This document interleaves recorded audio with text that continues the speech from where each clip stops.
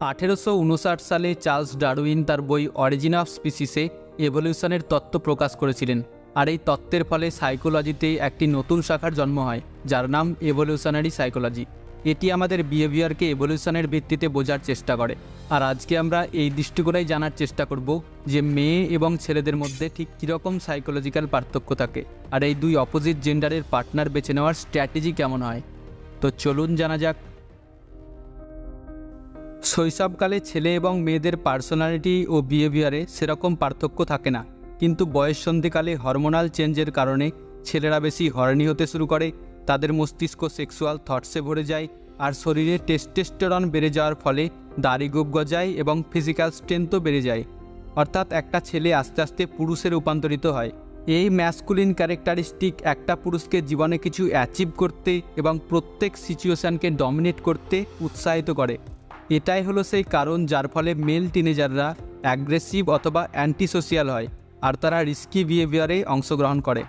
অন্যদিকে বয়ঃসন্ধিকালে মেয়েদের মধ্যে নেগেটিভ ইমোশন বাড়তে শুরু করে, আর তারপর থেকে তারা ছেলেদের থেকে বেশি নেগেটিভ ইমোশন নিয়েই জীবন কাটায়।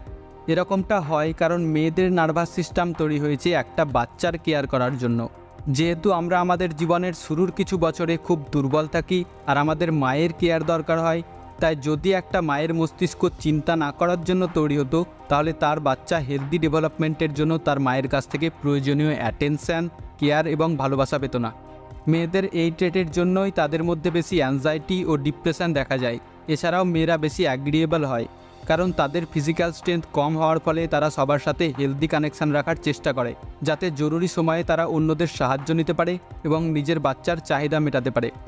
মেয়েদের এরকম বিহেভিয়ার আমাদের প্রজাতিকে পরের প্রজন্মে টিকিয়ে রাখার জন্য গুরুত্বপূর্ণ ভূমিকা পালন করলেও জবের ক্ষেত্রে এই বিহেভিয়ারগুলোই মেয়েদের টপ পজিশনে পৌঁছাতে বাধা দেয়, কারণ কারোর সাথে কম্পিটিশান করার সময় ডিসঅ্যাগ্রিয়েবল ও সেলফিশ হওয়া প্রয়োজনীয়, যা মেয়েদের দ্বারাই খুব বেশি হয় না।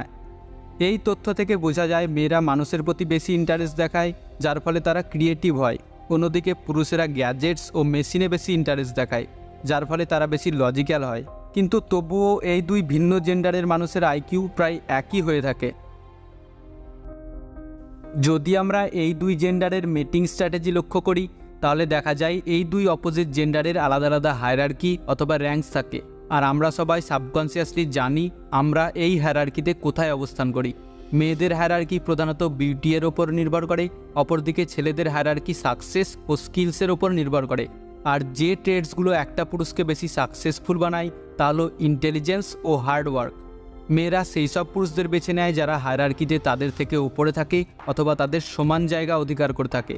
অন্যদিকে পুরুষেরা সেই সব মহিলাদের পার্টনার হিসেবে বেছে নেয় যারা হায়ারার্কিতে তাদের থেকে নিচে থাকে অথবা তাদের সমান জায়গায় থাকে। এই কারণেই বিভিন্ন কালচারে মহিলারা সেই সব পুরুষদের সাথে বিবাহ করতে পছন্দ করে যারা তাদের থেকে 4-5 বছর বয়সে বড় হয় এবং যারা তাদের থেকে বেশি ফাইন্যান্সিয়ালি স্টেবল হয়, কারণ যদি তারা সমবয়সী পুরুষদের সাথে বিবাহ করে তাহলে তারা অতটা রিসোর্সেস পাবে না। যাই হোক, এই মেটিং স্ট্র্যাটেজি দুটো জেন্ডারের পক্ষেই কাজ করে। মেয়েরা এই সিওরিটি পায় যে তাদের এবং তাদের বাচ্চাদের খাদ্য ও বাসস্থানের অভাব পড়বে না, অন্যদিকে পুরুষেরা হেলদি, ইয়াং ও হাইলি ফার্টাইল মেয়ে পেয়ে যায়। এই তথ্য থেকে বোঝা যায় মেয়েরা কেন এত চুজি হয়, আর তারা কেন পুরুষদের নিজেদের মধ্যে কম্পিটিশান করতে দেয়। আর যেসব পুরুষেরা হায়ারার্কির ওপরে পৌঁছায় তাদের কাছে মেয়েরা সবথেকে বেশি আকৃষ্ট হয়। ইন শর্ট, মেয়েরা নিজেদের সৌন্দর্য এবং ইউথকে সংরক্ষণ করে রাখে আর নিজেদের হায়ার পজিশনে রাখার চেষ্টা করে, যাতে তারা একজন হাই ভ্যালু পুরুষকে আকর্ষণ করতে পারে। অন্যদিকে পুরুষেরা বিভিন্ন ফিল্ডের টপ পজিশনে পৌঁছানোর জন্য হার্ডওয়ার্ক করে, যাতে তারা হাই ভ্যালু পুরুষ হতে পারে আর একটা সুন্দর ইয়াং মেয়ের সাথে মেট করতে পারে। এই দুই জেন্ডারের এই ড্রাইভ আমাদের একসাথে এগিয়ে চলার জন্য মোটিভেট করে।